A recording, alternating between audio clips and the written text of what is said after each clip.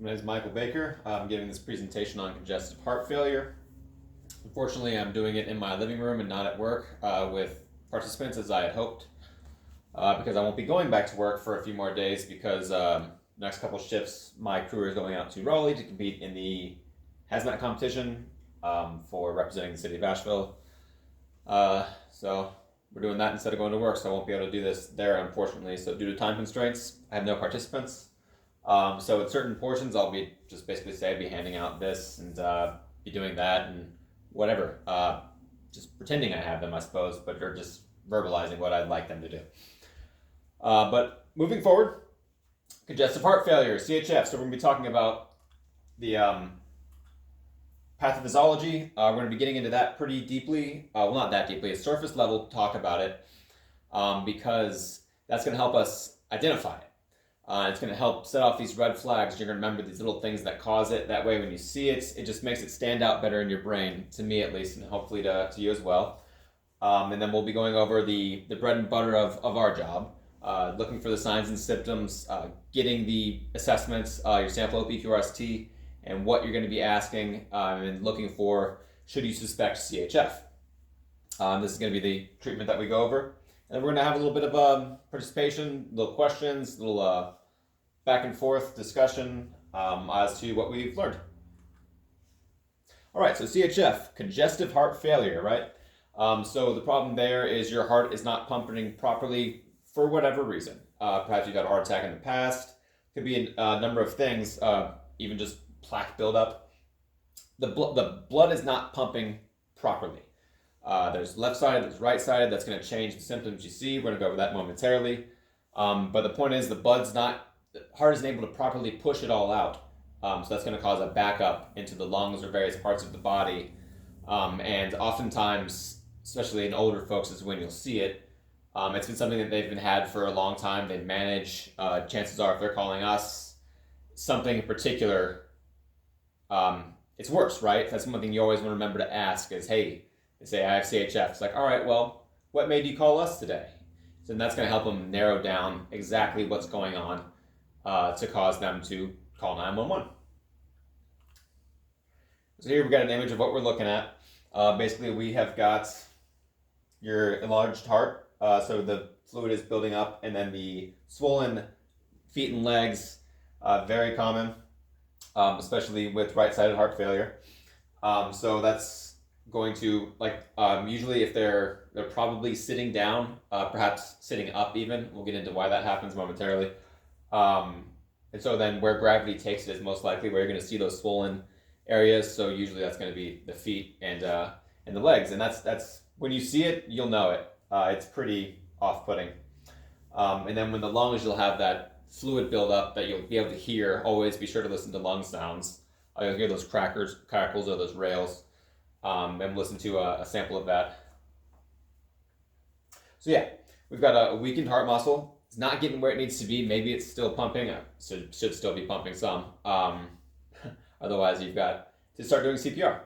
And just not doing it enough. You don't have enough cardiac output to get it where it needs to go.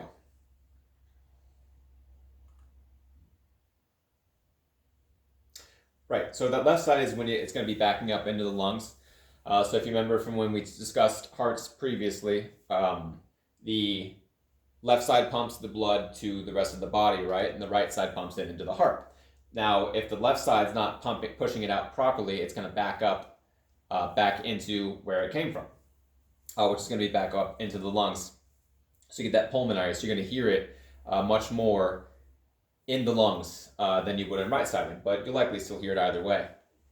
But left-sided, it's going to be much more dominant and more trouble breathing. This is where they're likely going to want to sit up, position of comfort for them, because when they sit back, they'll feel like they're drowning, because they are. Fluid is building up in their lungs, and they are drowning from the inside out. So oftentimes you'll see them, like maybe with a pillow behind them in bed, usually how you'll find them when they call for us. And then right side is when you're going to get more of that jugular vein distension, the edema, wherever you find it, most likely in the legs and the ankles in particular, the feet. You'll begin to see it there. And then when you get late CHF, you better get ready for things to go downhill. So yeah, MI, that can cause, that's when you have a heart attack, those heart tissues, they don't come back, right? So if somebody's had an MI in the past, they'll be more likely more predisposed to CHF. And then these are all things that we talked about when we get into heart. It's just various issues of, that is your patient history, your patient assessment, especially if they haven't already been diagnosed with CHF. If you start to see these things in their history, it's something that you should be thinking, because CHF is going to have particular treatment when we get into CPAP and various things you can do to alleviate what they're experiencing, and ideally get them in the best possible position for transport and give them the best chance at comfort. Yeah, so when it gets into pulmonary, these are your bread and butter symptoms. Pretty much every assessment and test you get, when you see pink frothy sputum, think CHF. Obviously look for these various things along with it. They should never give you just pink frothy sputum. But when you see that on test, it's pretty universally CHF is going to be what you're looking at. And then in the real world as well, that is when it's gotten pretty bad. Realistically, I've never actually seen that. I've seen these other things for CHF. I think once it gets to that point, it's pretty bad. But on tests, they usually will include that, and that's something to keep an eye out for. You'll see the sweating. You'll see crackles and rails. Always listen for that. So if they're like, just visibly see them sort of struggling to breathe because they are drowning. Remember that. So you see that accessory muscles where they really they're trying hard to get it in, but they're also probably feeling extremely weak, because that's another symptom is fatigue and just overall weakness. So they're not going to be looking good, sweating, just pushing everything they got to get it out. And again, this is oftentimes, people do compensate well. So don't just bet on seeing all of these things. You're probably never going to see them all. Well, you might see them all, but don't expect to always see them all. Usually people with CHF are older folks that have had it for a long time. They've been dealing with the symptoms little by little. And then finally they call us because it's just getting to be too much. So they may be able to compensate quite well, and it doesn't look quite as bad as it is. So when you start to see these things, be ready. When the call comes out as suspected angina even, or just anything chest-related, pulmonary breathing issues, be thinking about this and bring in your equipment and be prepared to treat it, because it may be worse than they're letting on. So yeah, we're back to that fatigue and weakness. And you're going to be seeing that JVD. These are the symptoms that they have, that as soon as you walk through the door, you should be able to look at and have little red flags going off in your brain that something bad's happening here. And you can start trying to getting ready, especially if you're not the one who's forward-facing talking to the patient. You can be getting your equipment ready while they're getting everything together. You should both be working in tandem, right? So always, you want to start with ABCs. You get into the nitty-gritty, especially on all these assessments we're going to be doing and the tests you take. They'll try to get you to jump, because something jumps right out at you, and in the real world, right, you're gonna jump right on it. That's not what we're dealing with right now for learning to pass this class. You need to start with ABCs. Never skip it. Always verbalize it. Always talk about that's what you're looking at, right? So how's their airway doing? How are they breathing? Is there circulation? Now that's perfect because it fully encompasses everything that CHF is too, right? So their airway should be open and patent. CHF, at least as far as you can see, the airway should be good, but their breathing is still not great, right? Because they're drowning from the inside, most likely, or even just fluid building up around the lungs, pressing in on them. Either way, the breathing is going to be compromised here, and circulation is compromised as well, because the heart isn't doing everything it needs to do, which is causing the breathing issues. So it's all full circle here. And so you can get your talk about the medications, the history, the meds. The paramedics are going to be likely to be able to know what that means and Or at least they're really good at acting like they know what every med is. And that's going to point them in a certain direction. And more importantly, the hospital wants it. But for my, as a firefighter, generally, I hand it off to them. And I tell them, and they say, it seems to ring bells in their head. And then also they'll give it to the hospital. So everybody after you is going to want that information. And stick with, your basics. Don't get caught up when you just walk in. They say they got the frothy sputum, they got the breathing trouble, they're yelling at you in the assessment, right? Well, not yelling, maybe the family is. Stick with all this good stuff. Don't get caught up. Remember OPQRST and sample. Look around the room. You'll see the COPD is another one that presents very similarly.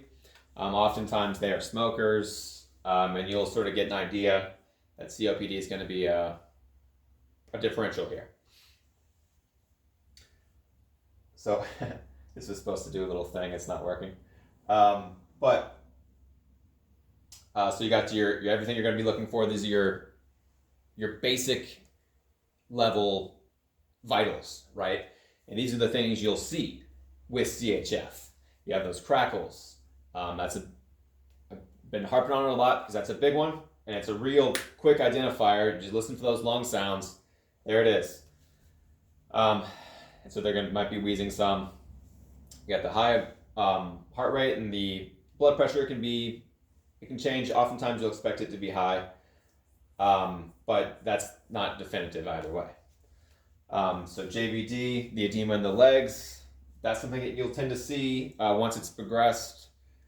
And that's also, again, the severity will vary based on which side has failed, and that's not really our job to worry about where the failure is, right? We're going to treat it the same either way, and we're going to just get them where they need to be.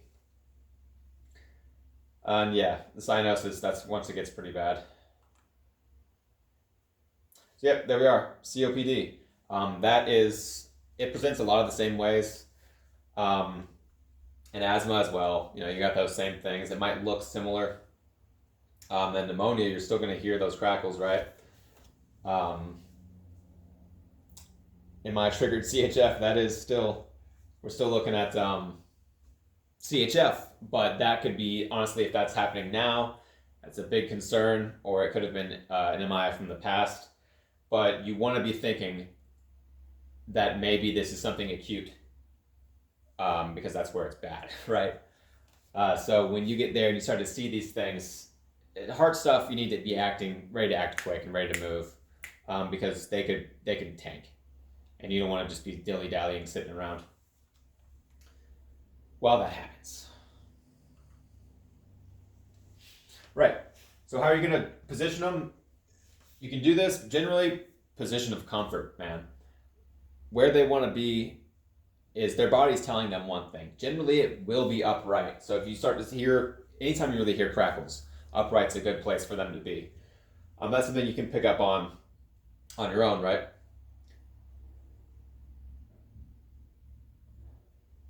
So yeah. Someone walked up to the door. Position of comfort for them, but upright position usually will put that the fluid and maybe some of the weight off of their lungs and just make it easier for them to breathe. They need oxygen. Now we're talking about high flow. A non-rebreather is an option. We're looking at CPAP as a big one for CHF in particular, because that's what's it's really going to help them. And that's if they can maintain CPAP. Because there's some contraindications. It's going to drop their blood pressure. They got low blood pressure. We're not doing it. Anything under 100, even close to 100, I'm not touching them with it. And just, you want to keep them calm and constantly reassess, because it can quickly deteriorate. So don't think, oh, they're stable now, let's get them rolling. Here in Asheville, who I'm imagining I'm teaching because it's thinking about the fire academy, but in Asheville, it's a very short trip to get to the hospital, but if you're somewhere further out, you generally want to be reassessing. Really, there's no world where if you're running hot, it takes longer than 10 minutes from the entire city to get to Mission. But you're going to reassess some there too, right? So that's that CPAP. That's a big one.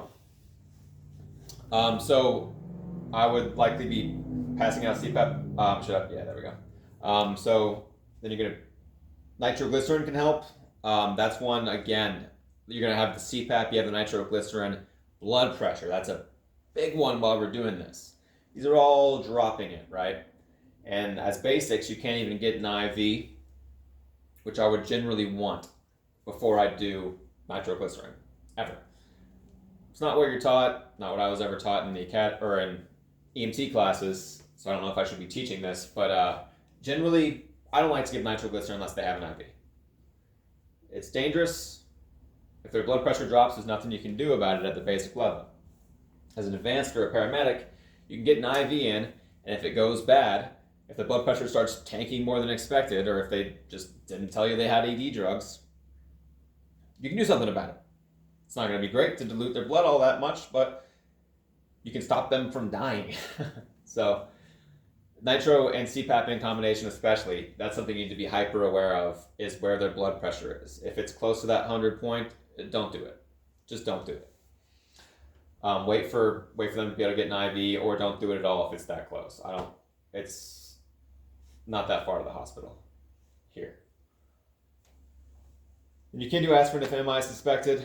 You have your 324, your basic dose. That's something, if you feel like it'd be helpful, it's not going to make a big difference. But an antiplatelet can help them out. Great, so here's where I would be taking the CPAP, which I also wanted to do for my skills, but I don't have the equipment, so I'll have to reconsider that.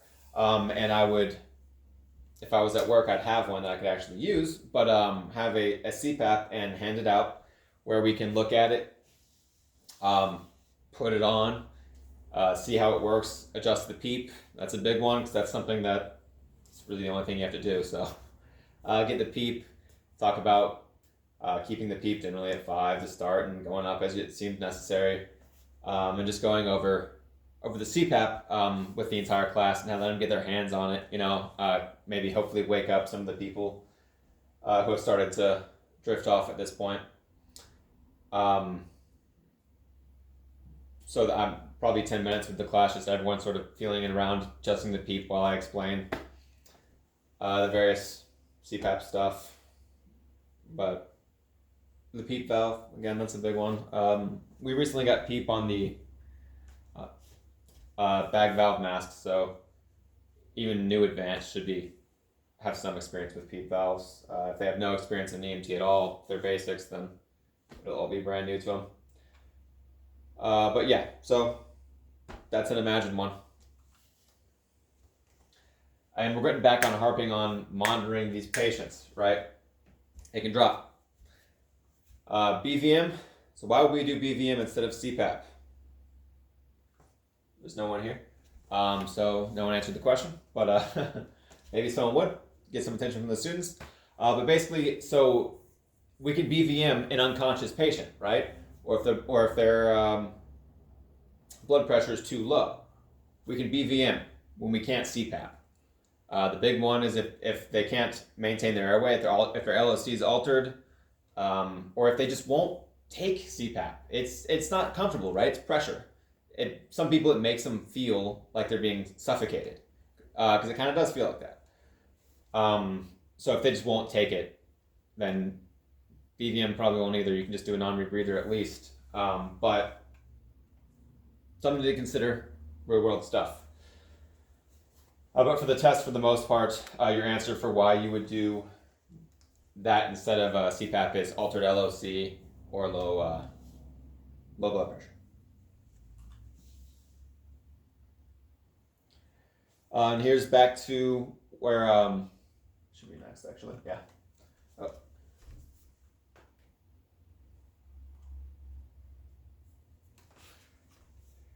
Yeah. So we've got this is where I'd hand out. Everybody I'm going to be teaching is going to be working in Buncombe County. This is the reason. That's where they'd be working, in the academy. So we'd be going over ours in particular.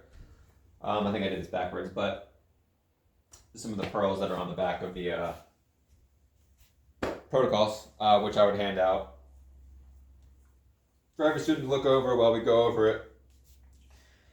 Because part of this too is me getting them familiar with reading the protocols for Buncombe County. I've never worked anywhere else. I don't know if they look different. I reckon they probably all look about like this.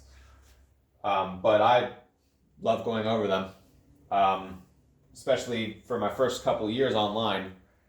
I had them on my phone. I'd pull them up. Call comes out. I think it's CHF, allergic reaction, pediatric, especially pediatrics, anything.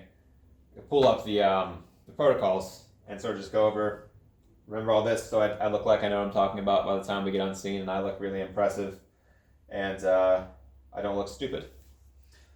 And then it has the pearls and the various contraindications and things to look out for on the back. All these up here, signs and symptoms, history, differentials, they're amazing. And it's all, there's an app, PPP, everything is like $10, but it's totally worth it. I've been using it for like 5 years now, 4 years, and I feel like I definitely got my money's worth. But the point here is I'd be teaching them at this point a little bit about the protocols and how they apply to our particular situation here with CHF.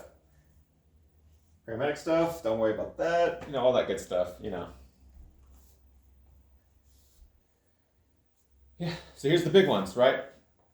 So what we want to look out for the test, right? There's a lot of, they're going to have your pathophysiology and the big things to remember. Fluid overload due to poor pump, CHF, that's what it is. Heart's not pumping out the fluid. You're getting too much fluid. That is CHF in simplest terms. Earlier, the link, I didn't click it because I didn't get it to work, but it did work, I just forgot. But for the sound of crackles, probably go back and click it, see if it works. So you're gonna know the sound of crackles. It sounds like, fluid in their lungs, like bubbly, but like not. We'll listen to it in a second. We've got the JVD edema, sweating. You've got the main things you do, right? What are your things you can do? Can't think of the word. For CHF, oxygen, CPAP in particular, nitroglycerin. That's pretty much it as basics, right? And as advanced even. There's not much else we can do. You can see right here. NIPPV, that's your CPAP. Nitroglycerin, that's it, right? They got more they can do. But the rest of it is just making them comfortable and recognizing it to know to do the CPAP, which will make a big difference in their quality of life. Keeping those lungs open and whatnot.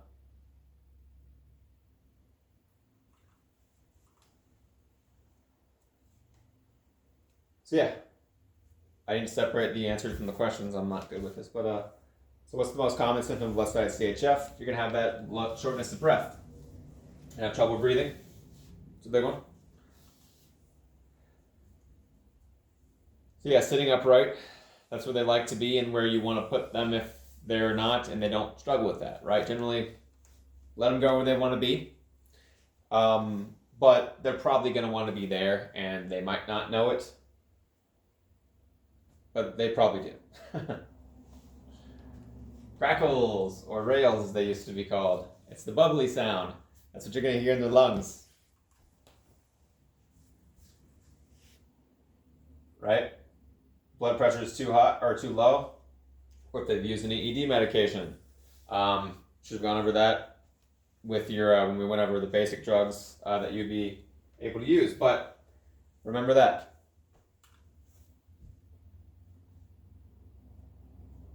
Yeah. What does CPAP do?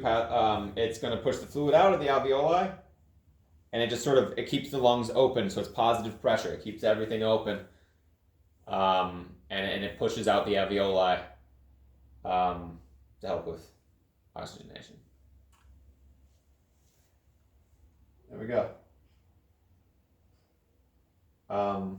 So I would have also talk about case studies. which are going to go back to talking about everything that we've connected here, where we've got a 63-year-old patient, and we walk in and you see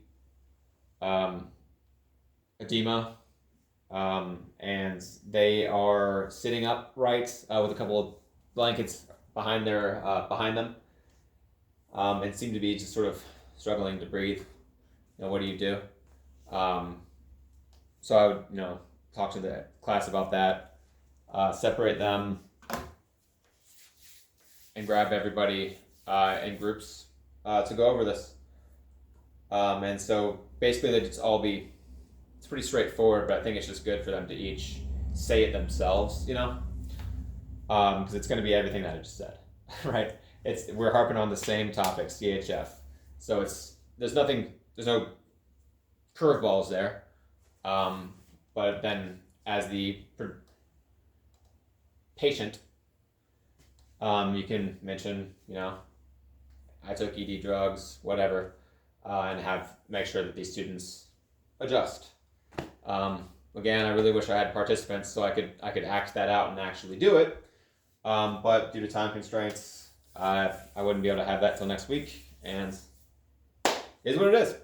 But yeah, that's how I would basically act it out with the students as a sort of a hands-on portion, again, to get away from the over PowerPointing it, because when you just do that for an hour straight, my God, it drives me crazy. But yeah, that's the meat of it.